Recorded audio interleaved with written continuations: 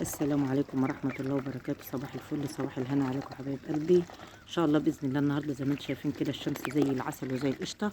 طلعت نشاره من تحت البط بتاعنا ومن تحت الفراخ.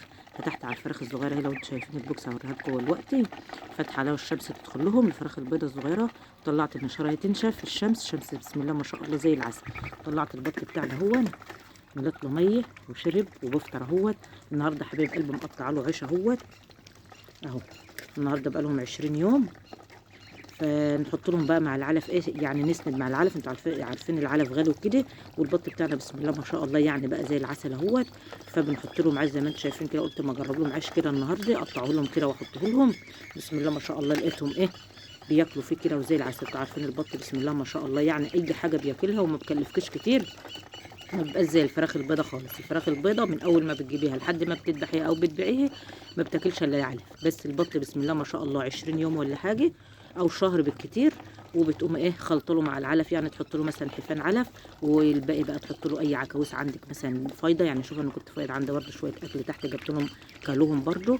والوقت برده بقطع لهم عيش اهو بسم الله ما شاء الله زي ما انتم شايفين بياكلوه.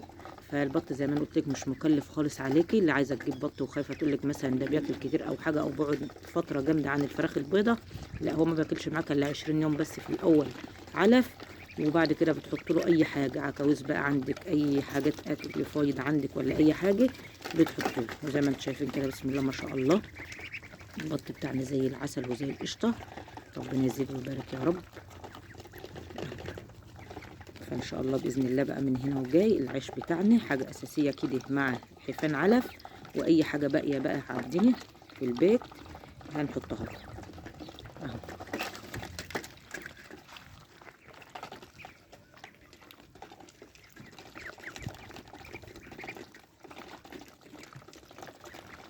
الشمس النهارده بسم الله ما شاء الله يعني اليومين دول كلهم زي العسل كده. طيورك بقى تطلعها في الشمس كده وتظبطها على حالك كده.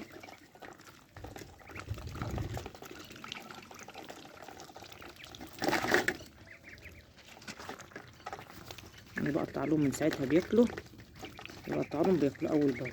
بس عشان ايه بصور وكده فبقطع بايد واحده بقى وايه وبرمي.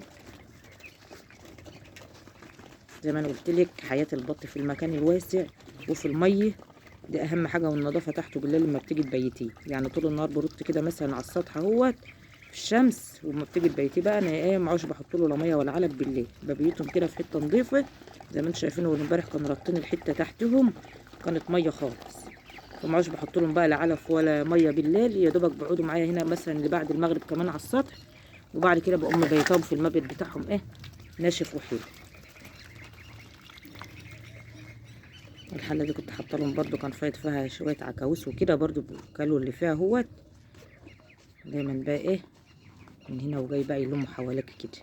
دي حلاوه البط بقى، اي حاجه ما بترماش بيلموا حواليك. اي حاجه في البيت ما بترماها فايضه او مثلا اي حاجه.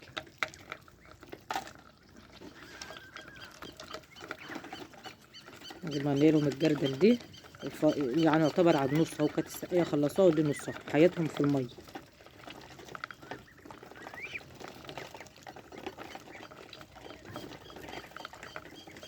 والفراخ بتاعتنا برضه فاتحه عليها اوريها لكم اهي.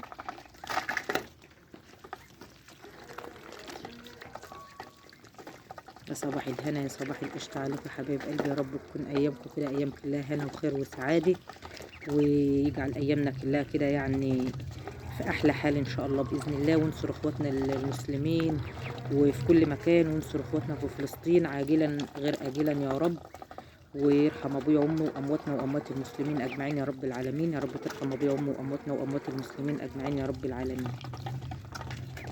مشروع البط احلى مشروع يا حبيبه قلبي ومربح جدا. ان كنت عاملاه كتجاره او كنت عامله مثلا لبيتك او حاجه بيلم حواليكي وما بكلفكيش برضو يعني علف كتير زي الفراخ البيضه.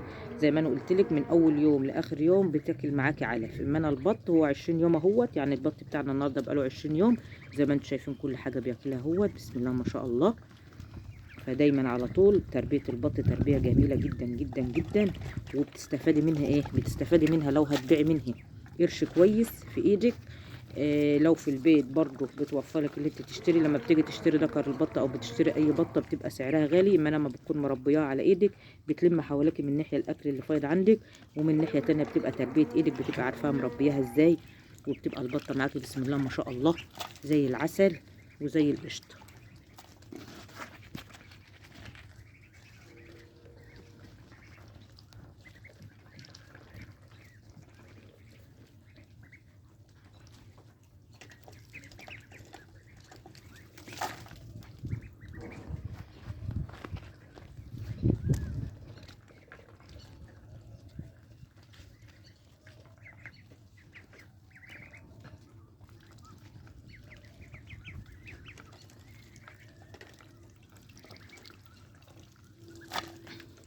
الشمس برضو داخله على الفراخ بتاعتنا، هي تشوفوا واقفين اهمت على باب البوكسي. الشمس جميله بسم الله ما شاء الله. اوريهم لكم برضو النشاره مطلعاها تنشف اهيت على السطح اللي كانت تحت البط وكانت تحت الفراخ، وحاطه لهم كنست تحتهم ونضفت، بس لسه ما فرشتش نشار اهم. بسم الله ما شاء الله الفراخ بتاعنا عمرها زي العسل وزي القشطه هم حبايب قلبي. ربنا يبارك لنا ولكم يا رب ان شاء الله باذن الله. شايفين بسم الله ما شاء الله الفرخ عامل ازاي، بسم الله ما شاء الله ربنا يبارك يا رب. كنست ونضفت تحتهم، حطيت المشمعات اللي ببقى احطها تحتهم، واحط النشار الوقت بس مستنيه ما يتهووا شويه. الشمس داخله عليهم هم انت قاعدين يعني الشمس ما بتدخل عليهم ومبسوطين اصلا، وكالسيوم يخش لهم كده وينشف تحتهم. الفراخ البيضه بتاعتنا برضه هي الكبيره فطرت ودخلت في العشه بتاعتها نامت جوه اهي.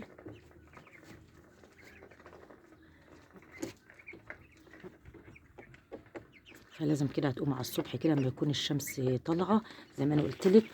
يومين الشتاء ده هما او فصل الشتاء دايما على طول تستغلي اليوم الشمس ده اهو، طلعي حوانك فيه وتشمسيه كده وتشمسي تحته كده عشان يبقى تحته نضيف، والحيوان ما يتعبش معاكي او يركز معاكي، ويبقى ويبقى صحته حلوه معاكي كده وما يتعبكيش.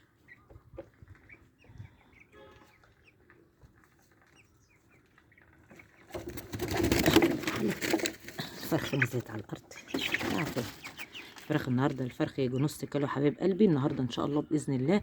هجيب لهم علف خشن بقى، هغير لهم النهارده بقى واحط لهم العلف الخشن. عندهم 20 يوم اهوت، هحط لهم بقى ان شاء الله باذن الله العلف الخشن النهارده.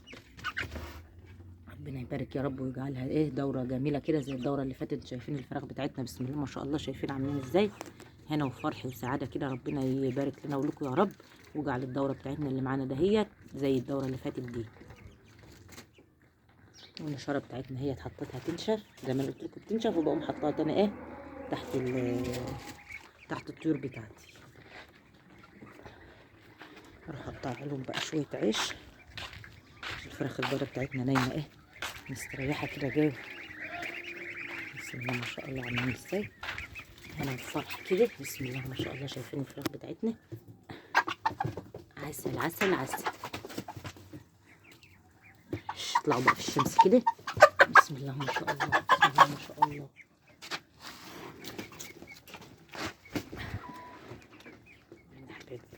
راحوا فين راحوا فين بسم الله ما شاء الله. الفرخ بتاعنا عامل ازاي يا ولاد بسم الله ما شاء الله. ربنا يزيد ويبارك يا رب. عسل عسل عسل عندنا. ربنا يجعل الدورة الجديدة بتاعتنا كده اللي معاني زي دي كده بالظبط.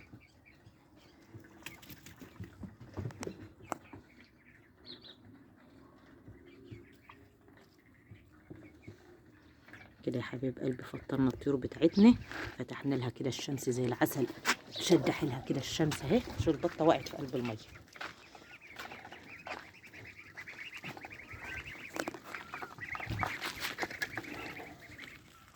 تعالوا تعالوا رايحين فين؟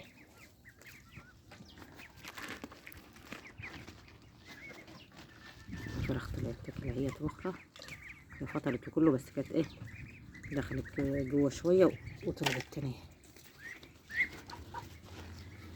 واحد مبسوط من شكلهم اصلا، شكلهم يفرح كده. البط قاعد يتمشى على السطح في الشمس. الشمس يعني مشجعاه زي ما انتم شايفين كده.